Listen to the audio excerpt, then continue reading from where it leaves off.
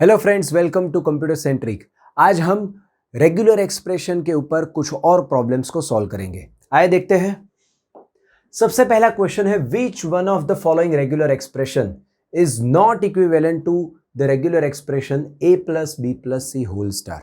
दोस्तों, हमें regular expression question में दी गई है a plus B plus C whole star. मैंने लास्ट सेशन में आपको बताया था दो रेगुलर एक्सप्रेशंस इक्विवेलेंट है, ऐसा हम कब बोलेंगे? If both of them are generating same set of string, right. अब यहां पर ये जो क्वेश्चन में हमें एक्सप्रेशन दी गई है वो है a plus B plus C whole star. It generates each and every combination of a b and c, right. तो ऐसी कौन सी दूसरी एक्सप्रेशन हमारे ऑप्शंस में दी गई है जो कि a b और c के सारे कॉम्बिनेशंस जनरेट करती हो, राइट। तो आइए देखते हैं। ऑप्शन ए जो है वो दिख रहा है क्लियरली। ऑप्शन ए में यहां पर क्या किया हुआ है, A plus B plus C whole star जो है, इसमें यहां पर मैंने स्टार कर दिया है, यहां पर भी स्टार किया हुआ है, यहां पर भी स्टार किया हुआ है। और मैंने लास्ट सेशन में आपको बताया था कि भी मान लीजिए A plus B plus C whole star, right, ये जो एक्सप्रेशन है it is generating each and every combination of A B and C. अब उसमें मैं ए के ऊपर स्टार रख दूं तो वो कोई नई स्ट्रिंग जनरेट करने वाला नहीं है। सिमिलरली बी के ऊपर भी रख दूं तो भी वो कोई नई स्ट्रिंग जनरेट करने वाला नहीं है। सी के ऊपर भी रख दूं तो भी वो कोई नई स्ट्रिंग जनरेट करने वाला नहीं है। तो यहां पर दिखने से ही मुझे पता चल जाता है कि मेरा ऑप्शन होगा ऑप्शन ए, राइट। अब अगर मैं ऑप्शन बी की बात करूं, whether option B is correct और नॉट। अच्छा, गेट में आपकी गेट के एग्जाम में 4 आपको ऑप्शंस दिए हुए हैं, तो उनमें से एक ही आंसर करेक्ट होगा, राइट। तो अगर आपका सही आंसर आ जाता है, बाकी के ऑप्शंस देखने की जरूरत नहीं है। हाँ, लेकिन कहीं पे अगर आपको दिया हुआ है ऐसा बोथ ए एंड बी या तो ऑल ए बी एंड सी, तो आपको चेक करना है कि भी बाकी के ऑप्शन सही है या नहीं। अब यहां पर अगर मैं बी की बात करूं, ए star B star C star whole star, right, तो यहां पर किस तरह की स्ट्रिंग जनरेट नहीं हो पाएगी यहां पर। अच्छा, मुझे सॉरी मुझे क्वेश्चन में दिया गया है which of the following regular expression is not equivalent to the regular expression this. Yes, not equivalent मुझे पूछा गया है, so my answer can not be A because option A is obviously equivalent to this, right. अब B जो है, B है A star B star C star whole star. अब मुझे बताइए कि क्या मैं यहां से नल जनरेट कर सकता हूं? हाँ, कर सकता हूं। फिर मैं यहां से सिंगल ए, जीरो और मोर ए जनरेट कर सकता हूं। हाँ, कर सकता हूं। सिमिलरली जीरो और मोर बी भी जनरेट कर सकता हूं, जीरो और मोर सी भी जनरेट कर सकता हूं, और उनके कोई भी कॉम्बिनेशंस मैं यहां से जनरेट कर सकता हूं। दोस्तों, हमने ये देखा था A plus B whole star is equal to A star B star whole star. यहां पर भी यही चीज है, A plus B plus C whole star is equal to A star B star C star whole star, right. So option B and हमारी जो expression दी गई है ये दोनों इक्विवेलेंट है, so this can not be my answer. यहां पर देखने से पता चलता है सी जो है, सी में यहां पर दिया गया है A B star plus C star whole star. अब तुरंत ही हमारे दिमाग में स्ट्राइक हो जाती है that from option C we can't generate single A, we can't generate single B, क्योंकि अगर हमें जनरेट करना है तो हमें ये ए और बी दोनों को साथ में ही लेना पड़ेगा। I can't generate A, I can't generate B, right. So this is the regular expression which is not equivalent to A plus B plus C whole star, so my answer will be option C, right. और option D को भी अगर check करना हो आपको तो D को check करते हैं, वो क्या होगा, ए star B star plus C star. अब यहां से आई can generate single A, I can generate single B, I can generate single C. Similarly, I can generate each and every combinations of A, B and C. So this is also equivalent to A plus B plus C whole star. So my correct answer will be option C. This expression is not equivalent to A plus B plus C whole star. Next question. The regular expression 0 star 1 0 star whole star denotes the same set as 1 star 0 whole star dot 1 star. Option A में दिया गया है, option B में दिया गया है 0 plus 1 0 whole star, option C में दिया गया है 0 plus 1 whole star 1 0 0 plus 1 whole star. तो आइए देखते हैं कौन सा ऑप्शन सही है, और option D is none of this. अब दोस्तों, ये जो दिया गया है 0 star 1 0 star whole star, right. अब आए हम कॉन्सेंट्रेट करते हैं 10 स्टार होल स्टार पे। अब 10 स्टार होल स्टार में किस तरह की स्ट्रिंग जनरेट हो सकती है? यहां से नल जनरेट हो सकती है, हाँ हो सकती है। Can we generate single zero? Yes. Can we generate multiple? Sorry, we can't generate single zero, right? But what we can generate, can we generate single one? Yes. Double one, triple one, 4 1, then 1 0, 1 0 0, right? 1 1 0 0, 1 1 1 0 0 0 0. Such kind of variations can be generated from this, right? अब इसके अगर मैं आगे मैं 0 star लगा देता हूं तो मैं 0 के पीछे 1 आए इस तरह के कॉम्बिनेशंस भी जनरेट कर पाऊंगा, और इस पूरे में से मैं अगर मैं नल ले लेता हूं तो मैं 0 00 0 इस तरह के कॉम्बिनेशंस भी जनरेट कर पाऊंगा, right? And this equation is equivalent to like 0 star 1 whole star dot 0 star. दोस्तों हमने ये प्रॉपर्टी पढ़ी हुई है। This is my, let's say if I call this as R1, right? If I call this as R2 and this is my once again R1, मैं पूरे 0 star को R1 बोलता हूं, 1 को मैं बोलता हूं R2 और वापस 0 स्टार को मैं बोलूंगा R1। So ultimately this equation is something like this R1 dot R2 R1 whole star. तो हमने प्रॉपर्टी देखी हुई है कि इस R1 को मैं अंदर ले सकता हूं और इस R1 को मैं स्टार के बाहर ले सकता हूं। So I can rewrite this as R1 R2 whole star dot R1। So this is equivalent to this, right? अब दोस्तों this is one of the property कि 0 star dot 10 star whole star is equal to 0 + 1 whole star. It can generate each and every combinations of 0 and 1. And similarly 1 star 0 1 star, which is equivalent to 1 star 0 whole star 1 star, which is equivalent to 0 + 1 whole star. These will also be able to generate each and every combinations of 0 and 1. So यहाँ पर ये जो दिया गया है, this is equivalent to 0 + 1 whole star and this is also equivalent to 0 + 1 whole star. Hence both of these expressions are equivalent. और अगर हम बाकी के expressions पे concentrate करें तो ये जो B और C है, this will not be able to generate each and every combinations of 0 and 1. Hence it cannot be my answer, right? So you have to, you put in your notebook this property, right? 0 star 1 0 star whole star is equal to 0 star 1 whole star dot 0 star is equal to 0 + 1 whole star. And similarly this option, this one also you should put it in the notebook and you should remember, right? आगे बढ़ते हैं. Next question is, consider the regular expression R is equal to A + B whole star AA or BB A + B whole star. So basically this regular expression is representing set of all strings containing AA or BB as substring, right? So which one of the regular expression given below defines the same language defined by regular expression R? तो ये जो regular expression R है उसी की equivalent regular expression दूसरी कौन सी है, यही पूछने की कोशिश कर रहे हैं, right? चलिए तो देखते हैं ऑप्शंस को. यहाँ पर काफी 4 कॉम्प्लेक्स ऑप्शंस दिए गए हैं. चलिए कॉन्सेंट्रेट करते हैं भाई कौन सा सही है कौन सा गलत है. सबसे पहले दोस्तों, can you generate null from this? ये जो मुझे रेगुलर एक्सप्रेशन दी गई है इसमें से क्या मैं नल जनरेट कर सकता हूं? Answer is no, we can't generate null from this. अब आप अगर गौर से देखिए तो option B is generating null. इस पूरे पेरेंथेसिस का स्टार है और इस पूरे का star. So you can generate null from option B, but null is not generated from R. So option B can not be your answer. वो तो निकल गए. सिमिलरली और क्या ऑप्शन सी नल जनरेट कर सकता है? ऑप्शन सी में नो, डी में भी नहीं. ओके चलो, तो ऑप्शन बी निकल गया. ठीक है, अब देखते हैं ऑप्शन ए में. In option A if I take null, मैं ऑप्शन ए को लिख रहा हूं यहां पर. क्या है? A dot B A whole star plus B dot A B whole star, पूरे का स्टार, और फिर ए प्लस बी प्लस. अब आप ध्यान से देखिए दोस्तों, इस पूरे का स्टार है, मैं यहां से नल ले लेता हूं, right? So from this A plus B whole plus I will be able to generate single A. Now single A is not a valid string of this regular expression R. Can you generate single A from this R? No. यहां पर तो compulsorily ए या B तो आपकी string में आना ही चाहिए, right? So option A is also wrong.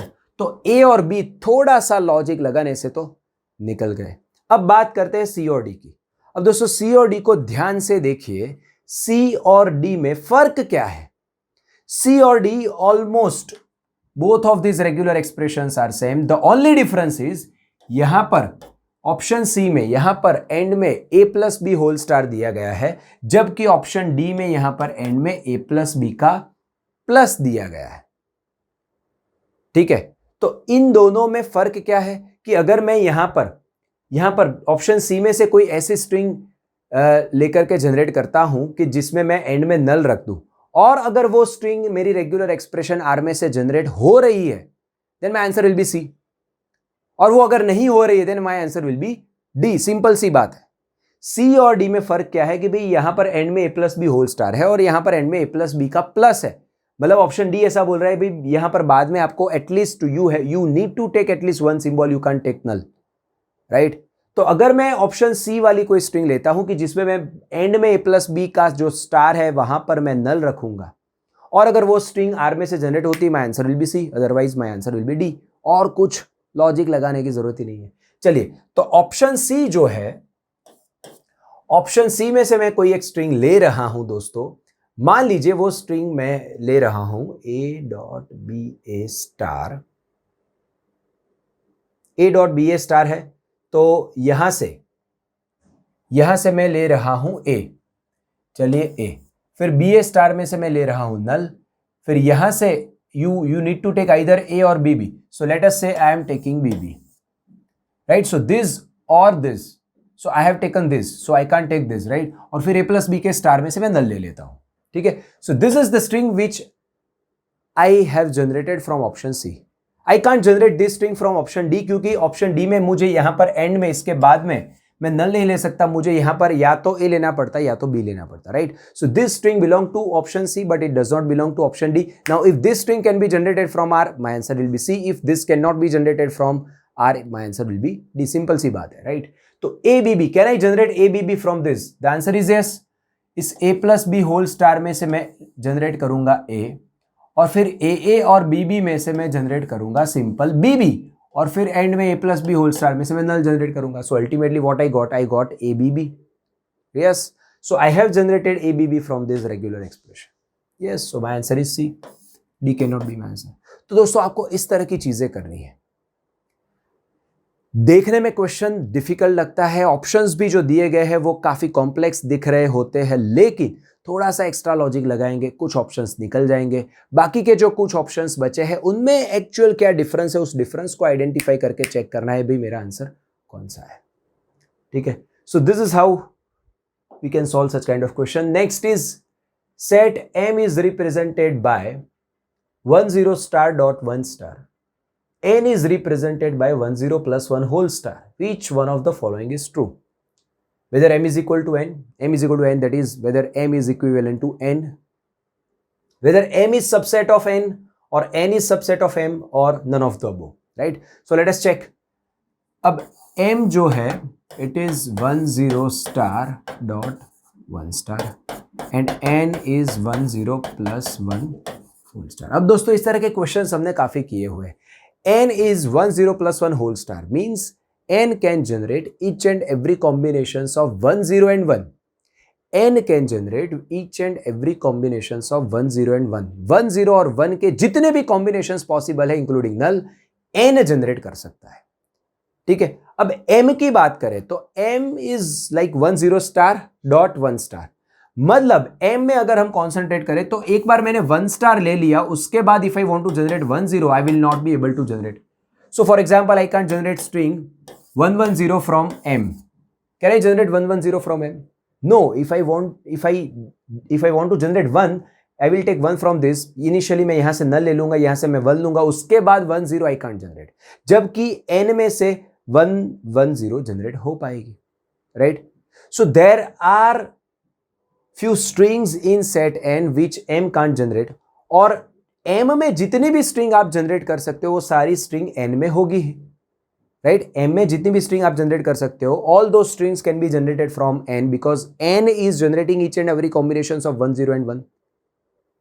और N में काफी सारी ऐसी string है जो M जनरेट नहीं कर सकता. So what we will say, yes, M is subset of n, right? So my answer will be m is subset of n. इस तरह के क्वेश्चन हमने देखे हुए दोस्तों, right?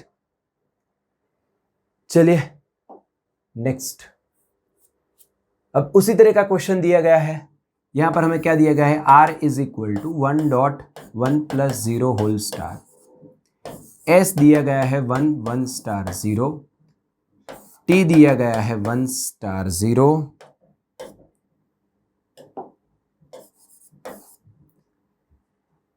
Then which one of the following is true? कौन किसका subset है? इस तरह की चीजें दी गई है। L of S is subset of L of R. L of S मतलब language generated by regular expression S, L of R मतलब language generated by regular expression R, right?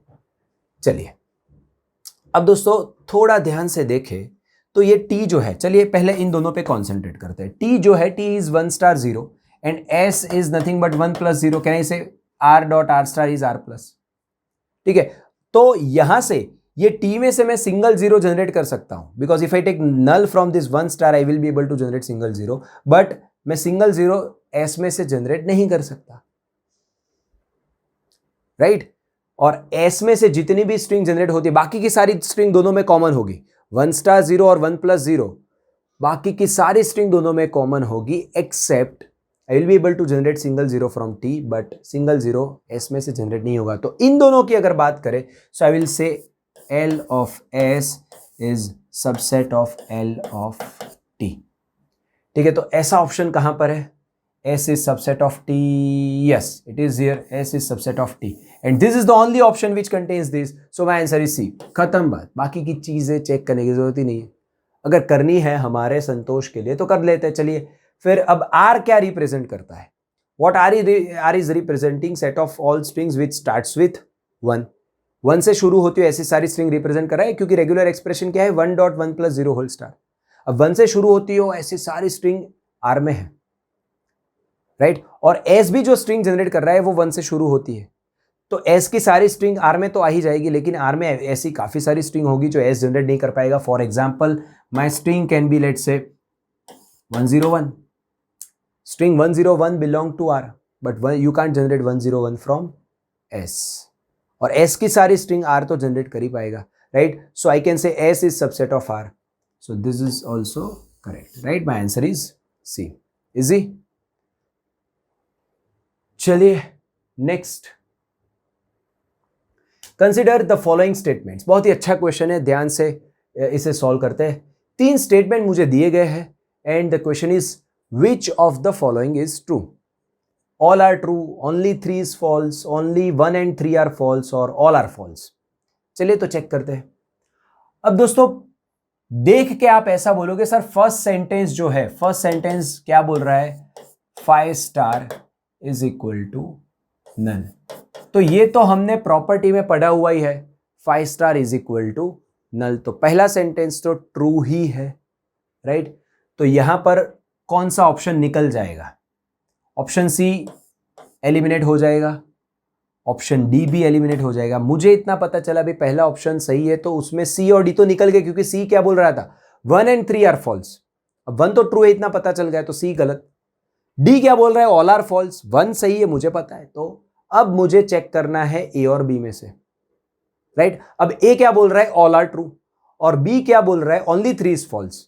मतलब B is, A is saying 1 2 3 all are true and B is saying only 3 is false, मतलब ये false है, बाकी के 2 true है, और ये बोल रहा है सारे true है, ठीक है? मतलब ये A और B दोनों ऑप्शन बोल रहे हैं 1 और 2 दोनों true है, 3 में डिफरेंस है इन दोनों में। So if I solve third sentence, if that sentence is true, my option will be A, and if that sentence is false, my option will be B। Simple इतनी ही चीजें मुझे चेक करने, मतलब इसका मीनिंग क्या हुआ, मुझे सेकेंड वाला जो सेंटेंस है उसे चेक करने की तो जरूरत ही नहीं है।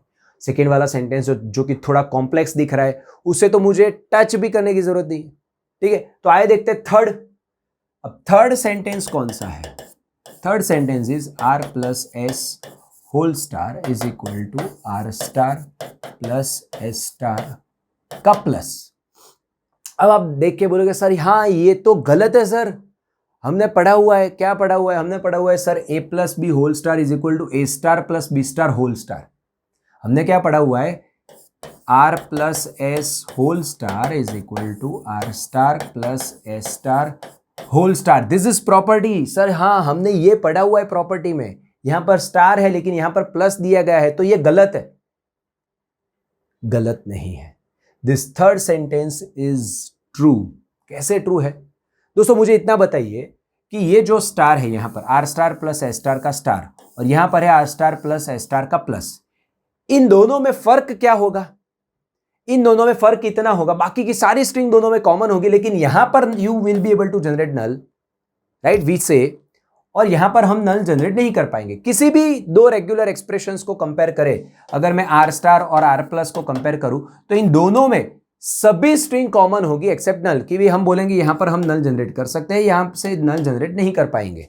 लेकिन if I am able to generate null from the internal regular expression, यहां पर मुझे क्या दिया गया है, R star plus S star का प्लस, राइट। अब इसके मुझे वन और मोर अकरेंसेस लेने हैं। मान लीजिए मैं वन अकरेंस लेता हूं, तो इसका वन अकरेंस हुआ R star plus S star, ठीक है। अब इस आर स्टार में से, so this is R star plus S star, so I can take इधर आर स्टार और एस स्टार। चलिए मैं लेता हूं R star. Now can I generate null from R star? Yes, I will be able to generate null. तो अब देखिए इसमें से मैंने नल जनरेट कर दिया, और अगर इसमें से मैंने नल जनरेट कर दिया तो R star plus S star का होल स्टार और R star plus S star का प्लस दोनों सेम ही हो गया। Are you getting my point?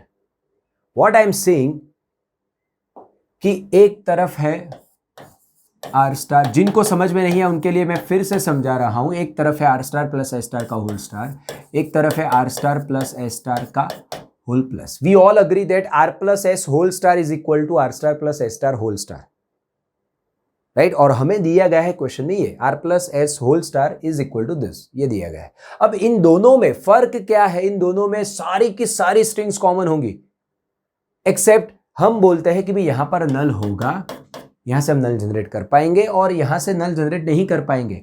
लेकिन यहां से नल जनरेट नहीं कर पाएंगे ये स्टेटमेंट गलत है, क्योंकि यहां से अगर मैं इसका सिर्फ वन अकरेंस लेता हूं that is R star plus S star, और इन दोनों में से मान लीजिए मैं कोई एक लेता हूं, चलिए इस बार मैं लेता हूं एस स्टार, तो इस एस स्टार में से I will be able to generate null, और अगर इसमें से नल जनरेट हो गया तो ये दोनों सारी की सारी स्ट्रिंग इन दोनों में कॉमन है, right. So ultimately let's say r plus s whole star is equivalent to r star plus s star whole plus.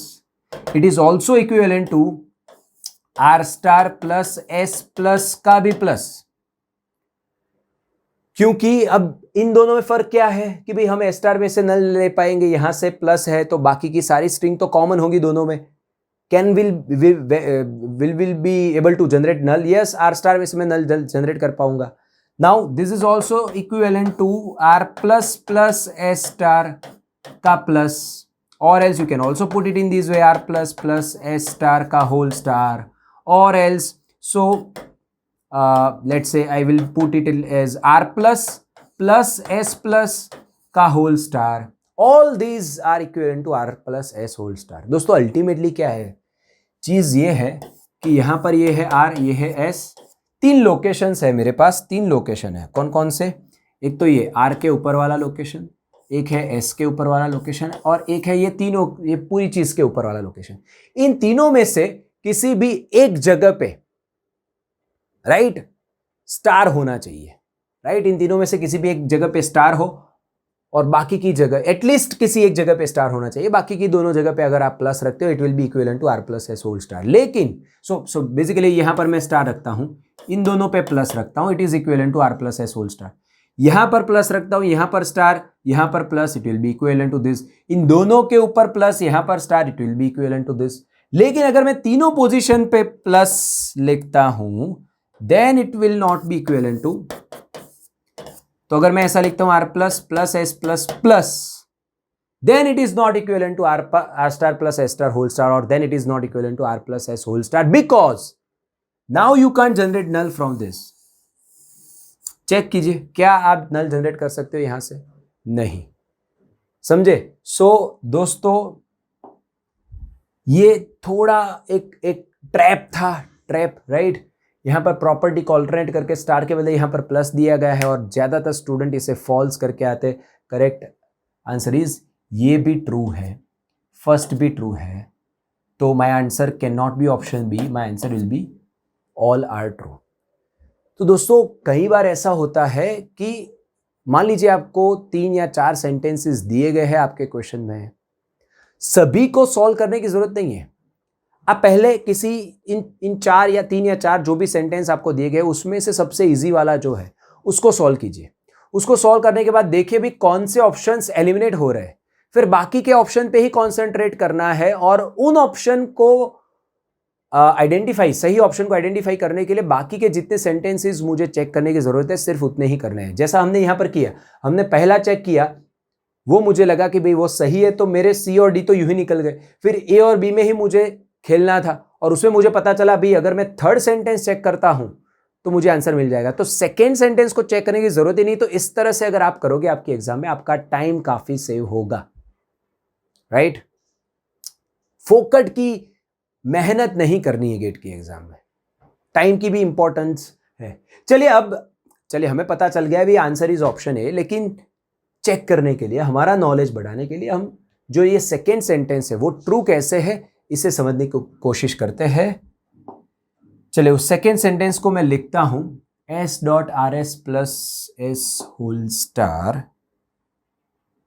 s dot R S plus S whole star is equal to S R plus S whole star dot S R, S R plus S whole star dot S R. अच्छा, ये जो sentence मैंने आपको यहाँ पर दिया गया है, मैंने दिया हुआ है, इस सेंटेंस में थोड़ी गलती है। यहाँ पर ये जो क्वेश्चन है यहाँ पर ये पीछे, इसके पीछे आर है।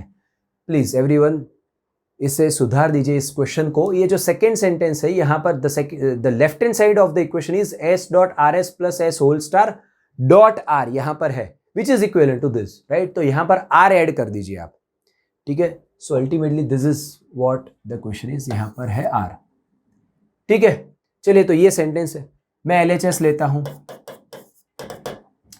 LHS is S dot R S plus S whole star.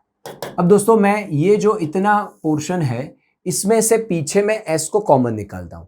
उस s को मैं स्टार के बाहर नहीं निकाल सकता, मैं स्टार के अंदर ही, उस पैरेंथेसिस के अंदर ही इस s को कॉमन निकाल रहा हूं, ठीक है? तो ये है मेरा s और कॉमन मैंने अगर इस s को निकाल दिया तो यहां पर बचेगा r प्लस यहां पर बचेगा नल और यहां पर बचेगा s और इस पूरे का star. I hope all of you agree, और इसके पीछे r तो है ही,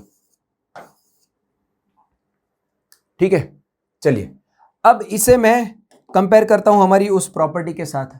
इसको मैं बोल देता हूं, मान लीजिए R1, इसको मैं बोलता हूं R2, इसको मैं बोलता हूं R1, ठीक है? तो ये क्या हो गया, और इसका स्टार है हमारे पास, R1 dot R2 R1 whole star is equal to, according to property हम क्या लिख सकते हैं, R1 R2 whole star dot R1, मतलब मैं यहां से R1 को अंदर डाल के इस R1 को पीछे से कॉमन निकाल सकता हूं, ठीक है? सो इफ आई रिप्लेस,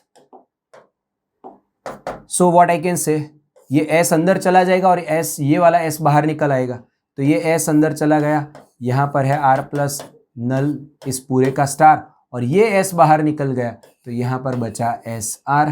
अब इस s को हम अंदर डालें इस पैरेंथेसिस के अंदर तो मुझे क्या मिलेगा, S R plus s dot null will be s, something dot null will be something, so s dot null will be s, फिर इस पूरे का स्टार और उसके बाद S R, and that is equal to RHS।